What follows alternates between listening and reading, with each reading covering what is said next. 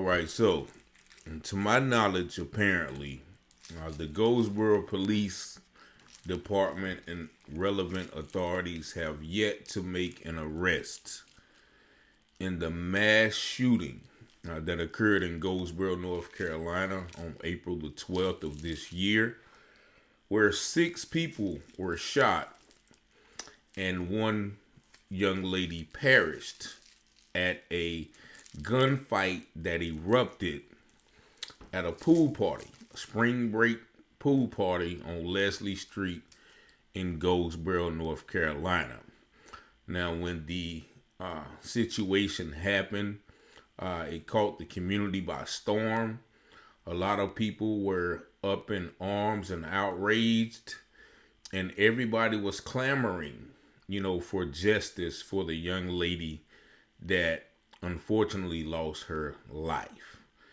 But as of today, December the 12th, nearly 7.5 months later, 8 months later, an arrest has yet to be made in the shooting. And this alarms me because, once again, I remember that during that time, everybody was, clamoring for something to be done. We have to do something, to get the youth in a better place. There was an initiative set forth called Safe Place for Teens, and, a couple events happened thereafter. But now it seems to all been for naught because, once again, nobody has been arrested, and there is not such an urgency concerning the children and the youth of today. And considering the fact that not too long ago, about a month ago, another 17-year-old child, I would call it, got killed in the Lincoln Home projects. And to my knowledge, no one has been arrested in that instance as well. And the reason this is so disturbing because at that pool party, there were 150 eyewitnesses that witnessed the shooting happen. And so that tells me that somebody knows who did it, and we are adhering to that street code of no snitching, where people who actually need to be in jail, if you are shooting at a pool party randomly, wantonly, and there is a possibility that your bullets can hit any one of those 150 patrons there and actually hit 6 patrons there, then yeah, you definitely, whoever that person, definitely needs to go to jail. No matter whose son, cousin, brother they are, no matter whose relatives they are, they need to go to jail. So we have to not only put pressure on the Goldsboro Police Department, but we also must take onus as a community,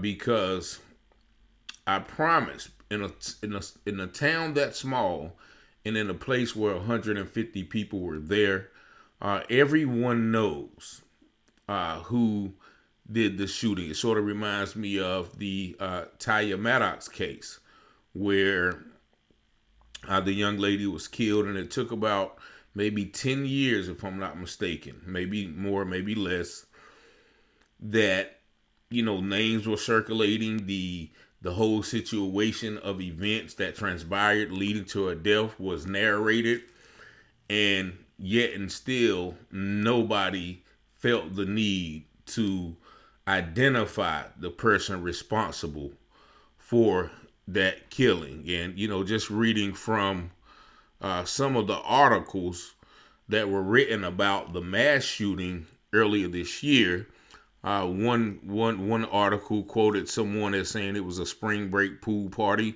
and whatever fight broke out or whatever happened, it was gunshots shared between 2 or 3 young men, and she just got caught with one of the bullets. Now that statement right there is revealing, because if someone who was not there is able to narrate the event, 2 or 3 young men, then she had to get that information from somewhere. And whoever gave her that information probably know who are those 2 or 3 young men who committed that, senseless crime. And so here we have an incident. Once again, it's 7 months later, and nobody has been brought to task about this. And it seems like the town has moved on. And, this concerns me. Now, the reason why I am talking about this today, because just last night, I received this screenshot.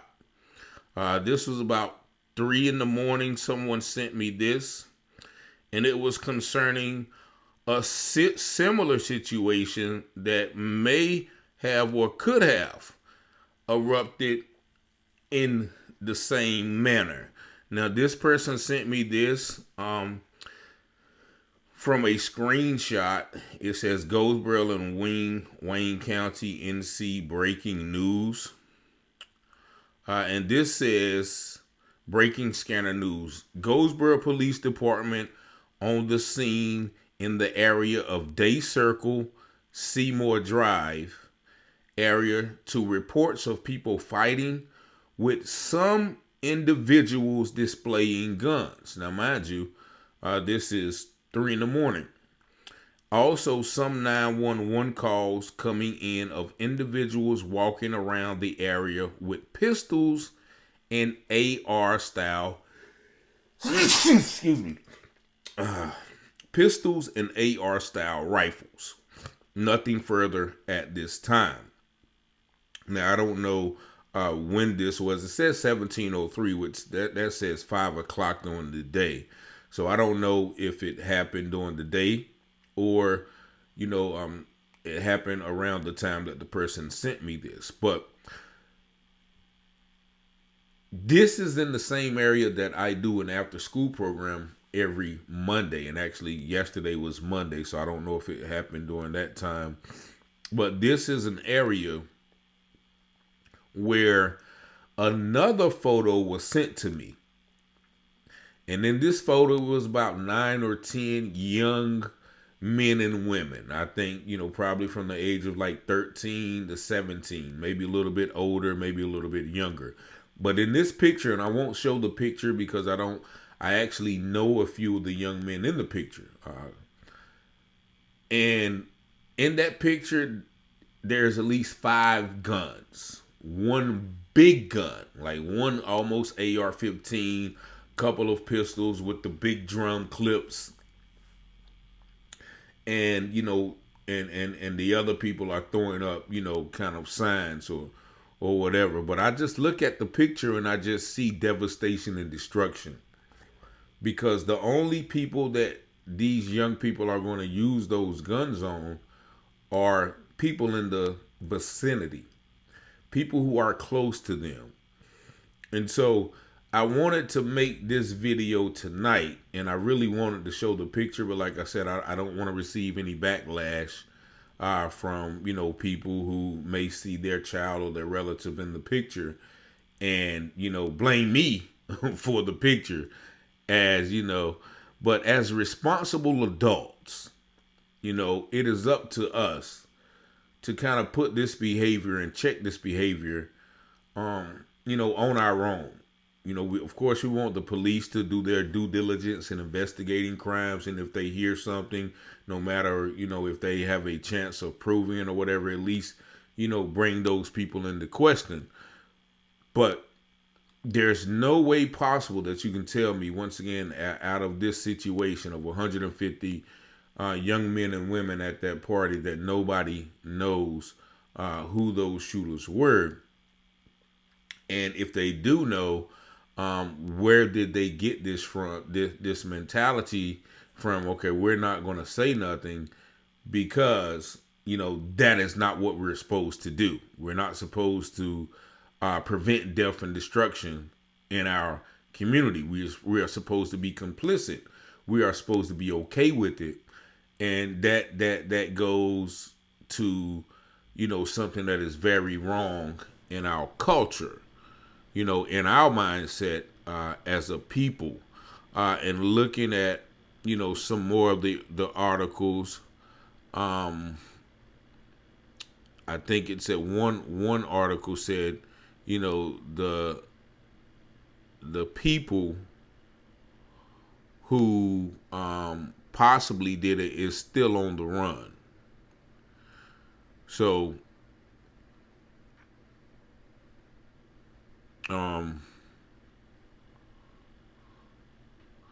this is something that is just mind-boggling to me. And the same as I mentioned, when I spoke with the relative of the other young man who was just killed about, probably about a month ago.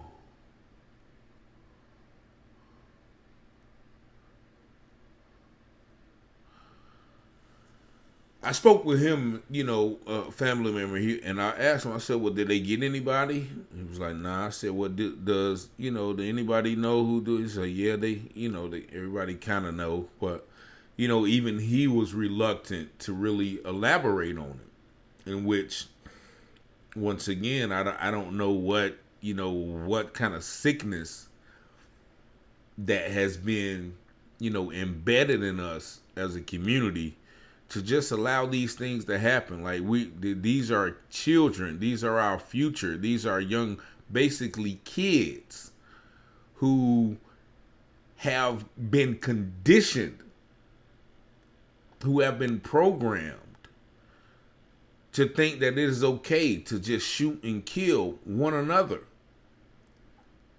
and just, move on to the next day like nothing else happened.